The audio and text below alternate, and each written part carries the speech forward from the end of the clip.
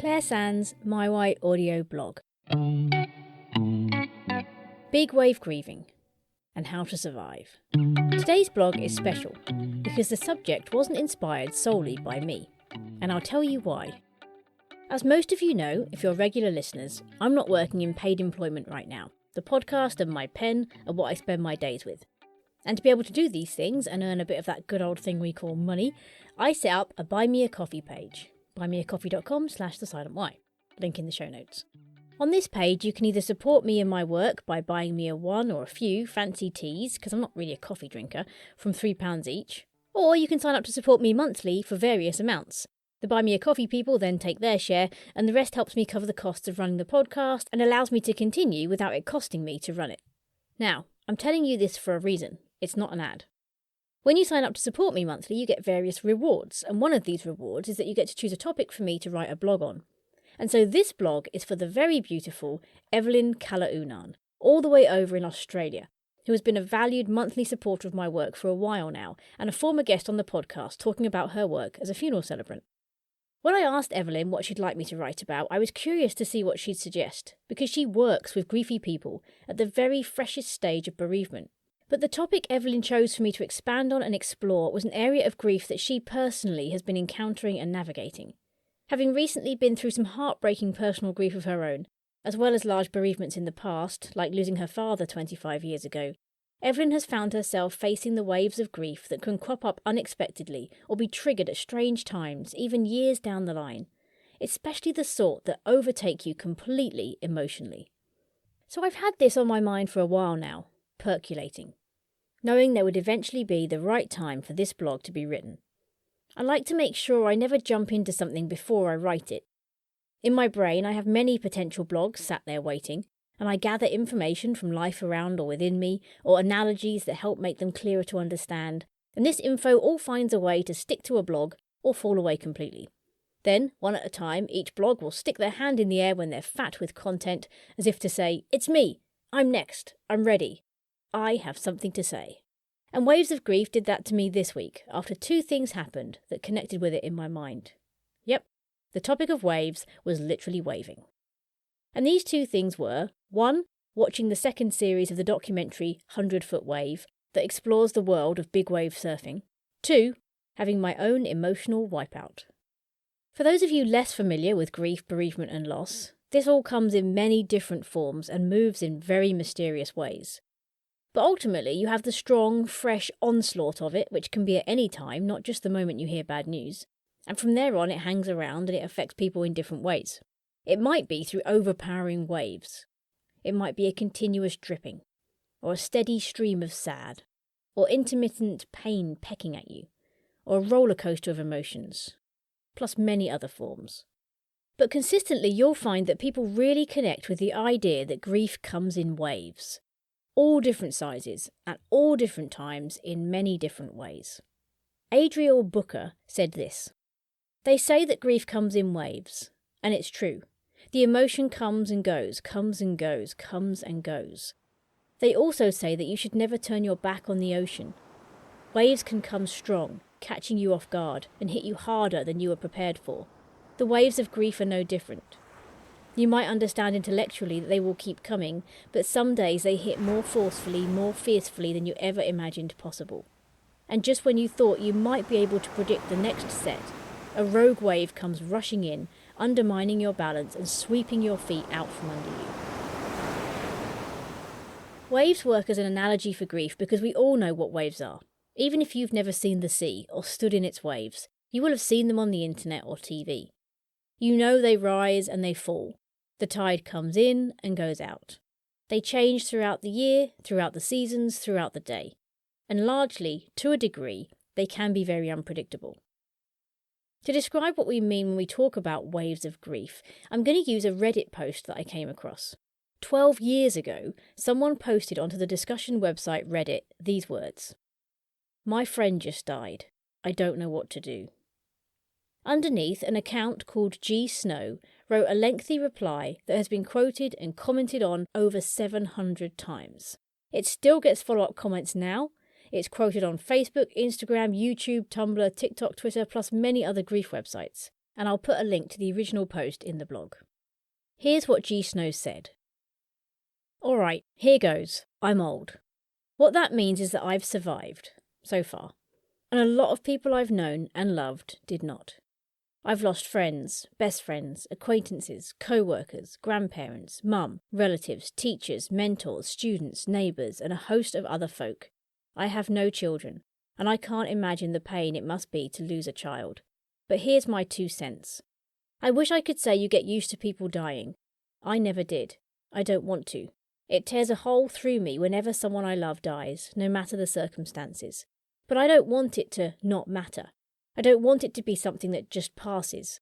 My scars are a testament to the love and the relationship that I had for and with that person.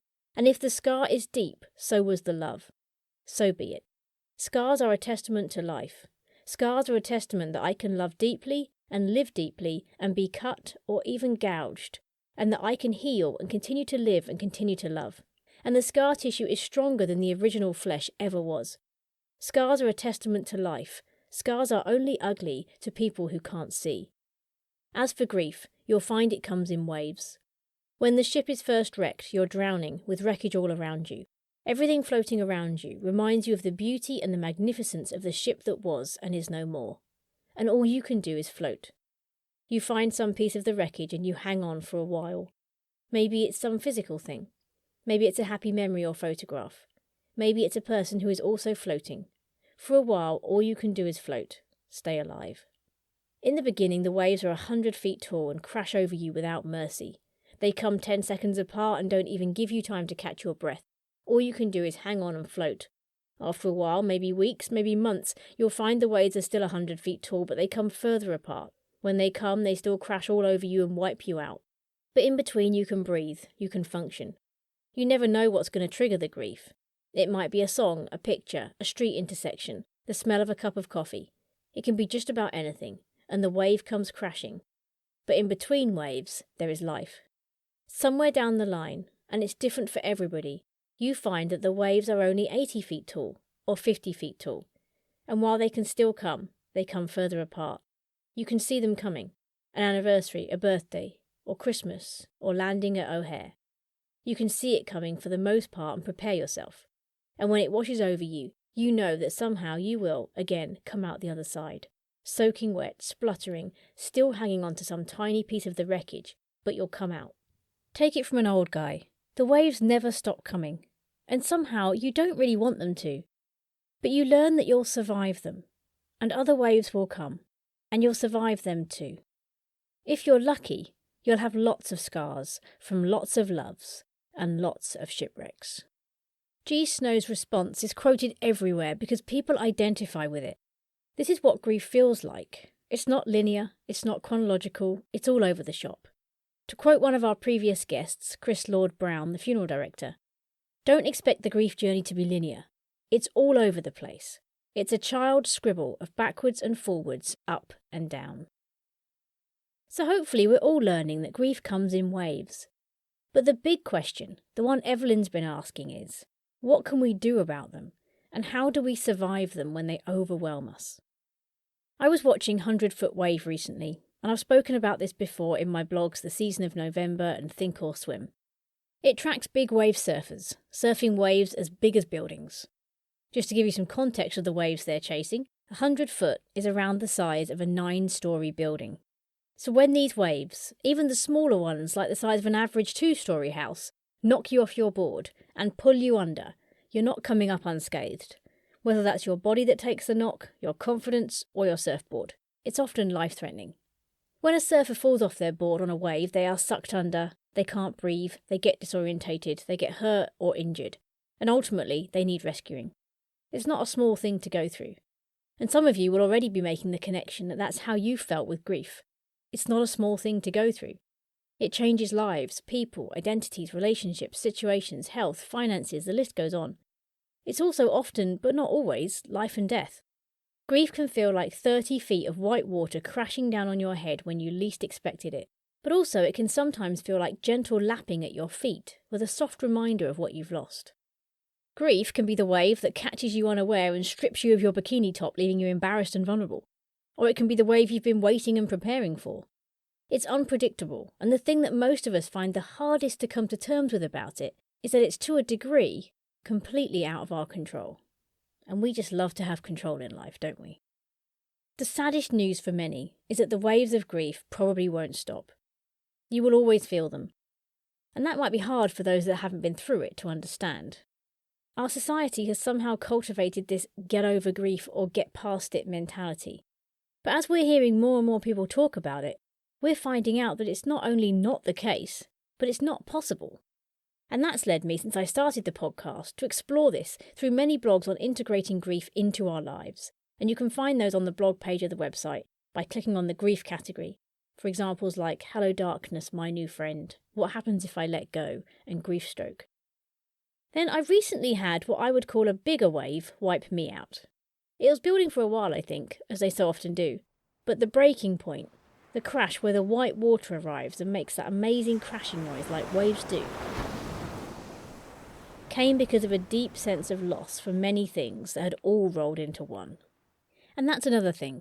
Grief often comes with a whole host of add-ons that you didn't pay for or want thrown in for free. On top of a sadness, I felt an overwhelming feeling of being misunderstood and alone in a particular situation. Then on piled the loss of not having children, the loss of years through health battles, not being able to be who I am, not having a career that supports us financially, which I can proudly talk to others about, knowing that in not being a mother, I'm not a career woman either, and then the questions piled into my mind. What if I can't ever get my health back to a place where I can be who I want to be?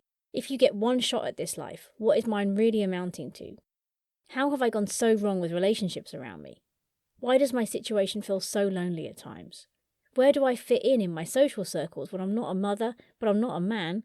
Why am I still defending my choices around our infertility and adoption and worried when others don't understand? Why do people continually assume the childless life is so much easier and freer than other family situations? Even though these aren't new, and many of them are much smaller things to me now than they were years and years ago when we started our childless journey, I still find that when multiple small ripples all come at once and join into something bigger that's happening, you end up under a much bigger wave than you saw coming. And just like waves, you can't get out quickly. Even if you see it coming, by the time you start to run to the shore, the wave has built up enough momentum to start to drag you towards it. And you know you're on the wrong side of it to escape the white water. One of the fascinating, terrifying and beautiful things about giant waves crashing is the white water on the top. It looks like a herd of wild white horses chasing their way to the shore. And sadly, again to an extent, no one can help you for a while, be that minutes, hours or days. There's a chance that no one saw you get hit by it, or even realised it was coming, and the only way to come out of it is to go through it. You can't really have waves without the crash, and you can't really have grief without the waves. But why do things come in waves? Well, let's face it, we couldn't handle it all at once. The sea coming in all in one go would overwhelm the shore, and our grief landing all at once would overwhelm our soul. The other reason we have waves is the wind. Now, I'm not going to make the correlation between wind and waves at sea and grief and wind in a human, although I'm sure there are some. But I have noticed a few things with the wind that swept over England recently. As I watched the trees swaying and bending, I realised that once again nature has so much to teach us. And the main thing I realised was that these trees were prepared for it. The wind comes in waves for them. They don't know when it's coming or how strong it's going to be, but they are prepared.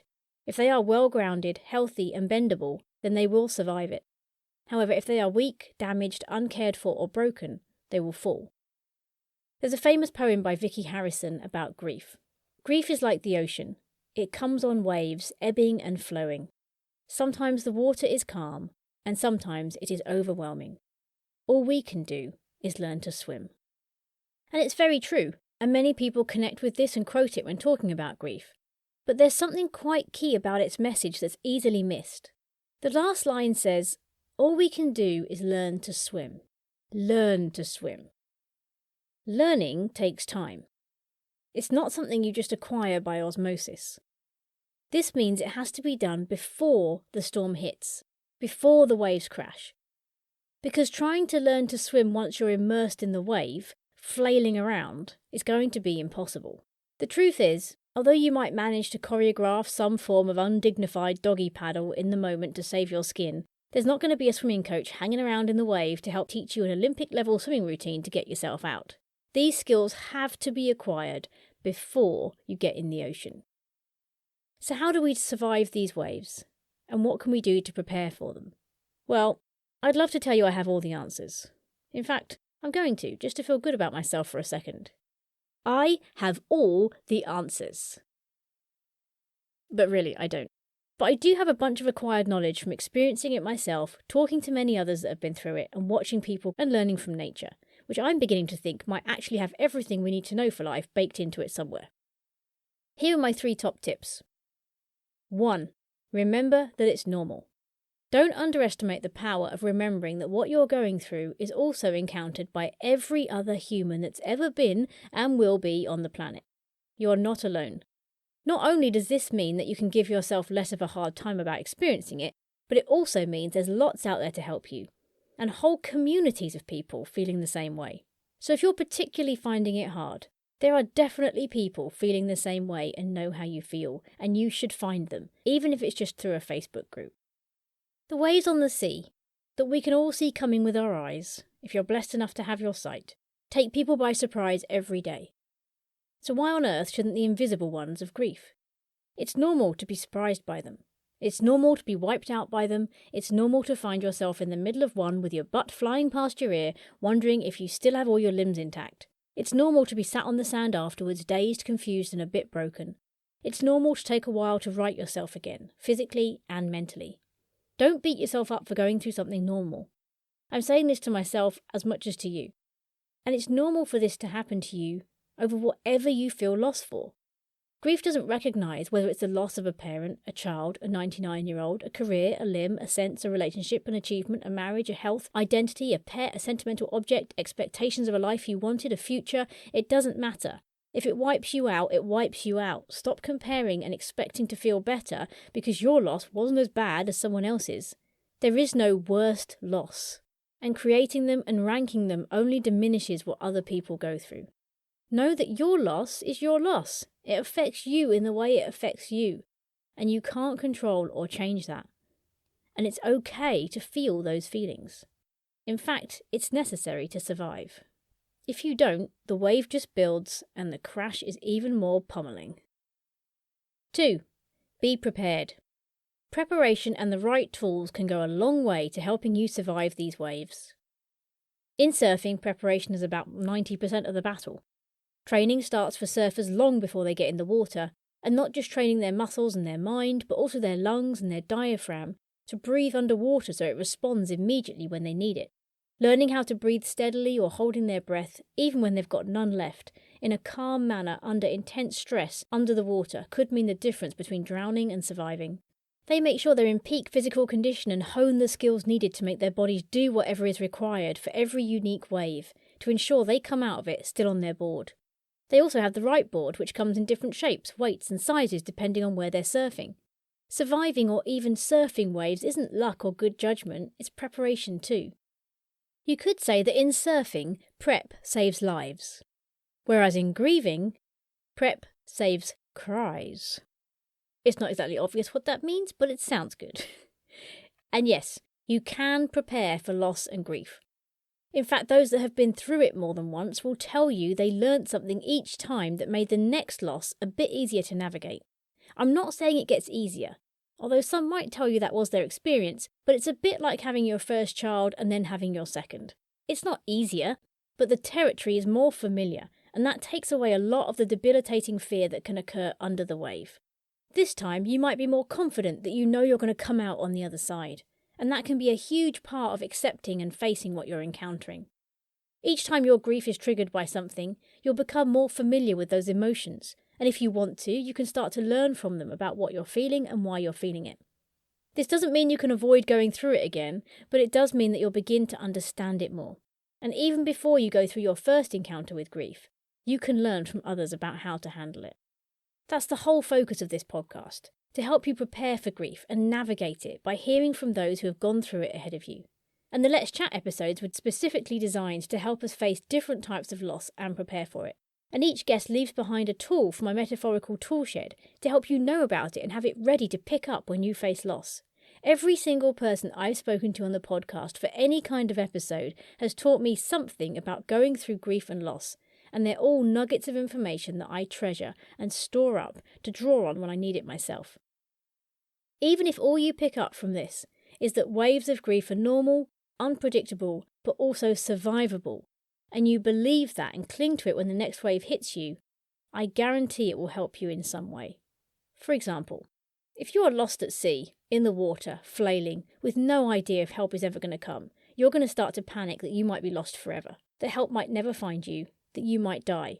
You'll lose track of all reason and start doing things that make it worse, like running out of breath and tiring out your body too quickly. But if someone told you before you were in the water that someone would rescue you within 10 minutes, and then you find yourself in the exact same situation, but with that knowledge that you're going to be rescued, instantly it's a completely different situation. Yes, it's still scary, cold, wet, tiring, lonely, confusing, and something to recover from, but just a little bit of head knowledge makes all the difference to how you survive it. This person comes out of the water a very different person than the one that was freaking out for 10 minutes and is now a wreck because of it. I can't guarantee you will come out of it unscathed, but I can show you many people who have come out of it, and just knowing it's survivable and that the pain does change and ease eventually, well, that can make a lot of difference as you're going through it. It did for me. I saw people on the other side of infertility that were childless and surviving. Not just surviving, I saw people thriving, and I clung to that as I went through it. I've seen the same with those who have lost partners, children, jobs, relationships. And to me, they're the beacons I will hold on to if I face those same losses myself one day.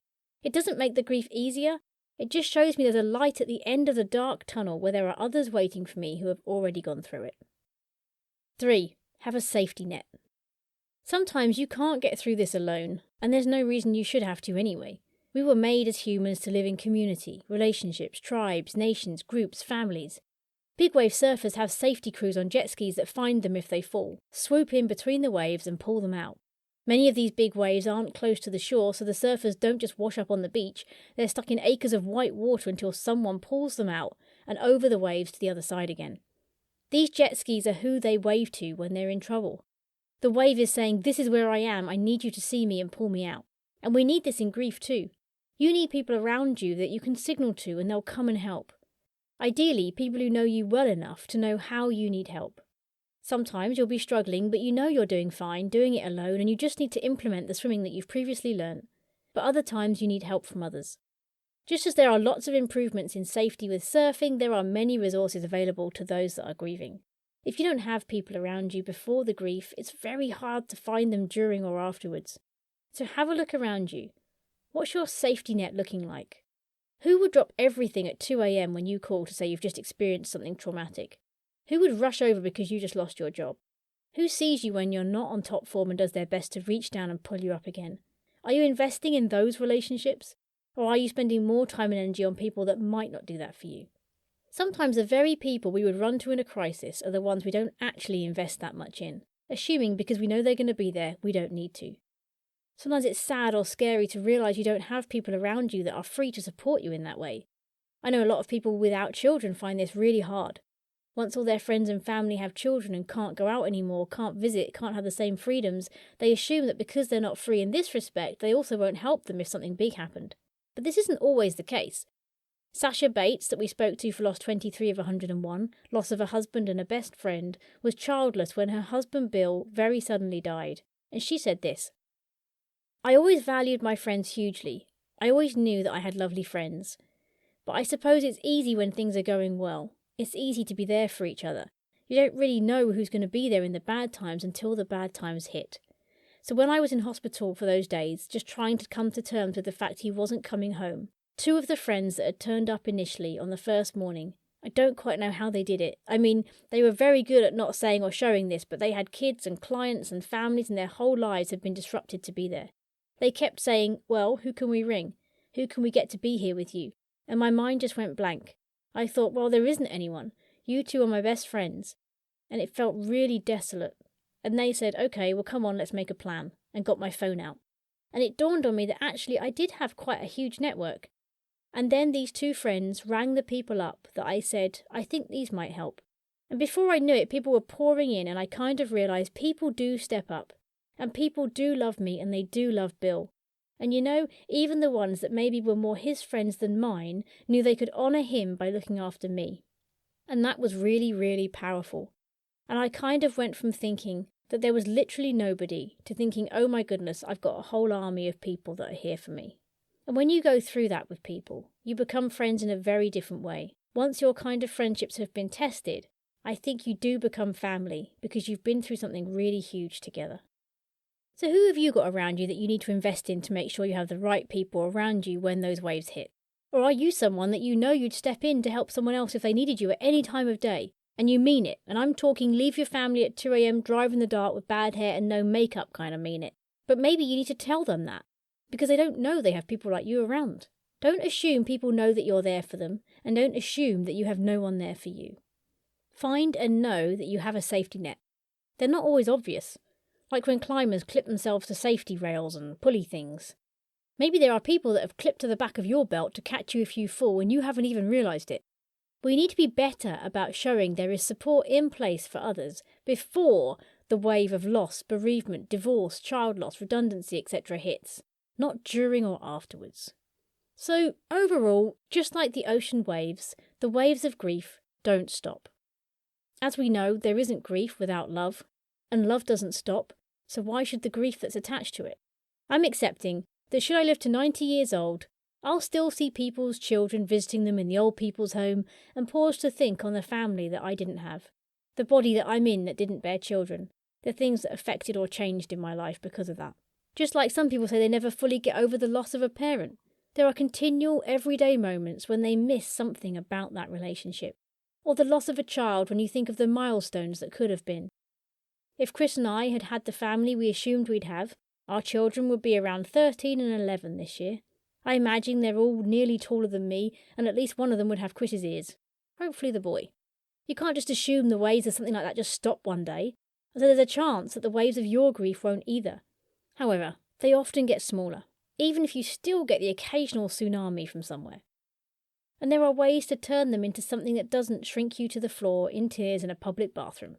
Eventually, with the grief, can come the love and the memories of what you loved, be that a person, a thing, a job, or an expectation.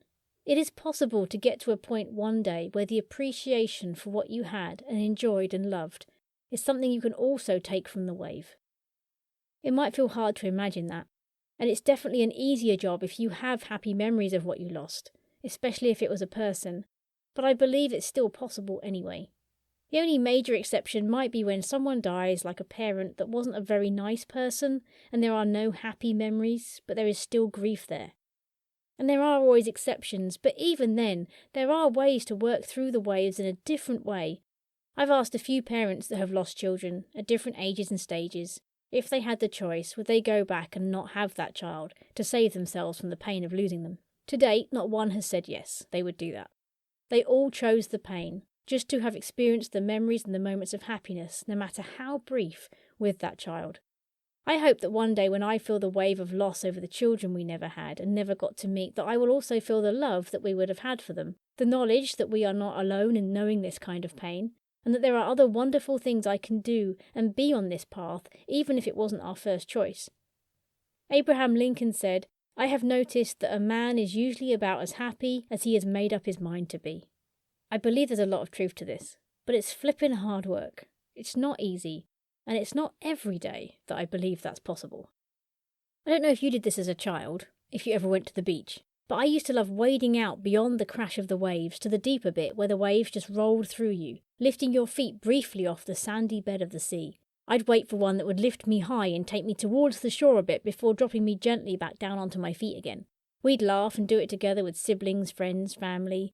These are the waves I want to reach one day, where I'll have waded past where they crash into the deeper end, where they might take me off my feet for a bit, but I don't fall over, I don't go under, I'm just placed gently back on my feet again. I will remember and feel the grief as it washes through me, but I'll also experience the joy that I found along the way that's now attached to that grief. And I'll know that magical feeling of holding both grief and joy at the same time, and I'll stay on my feet, standing side by side with all the other griefy peeps that are doing the same thing. Yes, the occasional wave might crash on my head, But like when I was a child, I want the gasping, the shock and the fear to just last a small moment before I'm picking myself up, soaked, sand-splashed and laughing, as someone calls to me to come back and risk it all over again. Maybe I won't ever get there. But there is no harm in dreaming. And I think the more I set my sights on that being my goal, the more chance I have of achieving it. I'm going to finish today with a traditional Apache grief blessing. May the sun bring you energy every day, bringing light into the darkness of your soul. May the moon softly restore you by light, bathing you in the glow of restful sleep and peaceful dreams. May the rain wash away your worries and cleanse the hurt that sits in your heart. May the breeze blow new strength into your being, and may you believe in the courage of yourself. May you walk gently through the world, keeping your loved one with you always, knowing that you are never parted in the beating of your heart.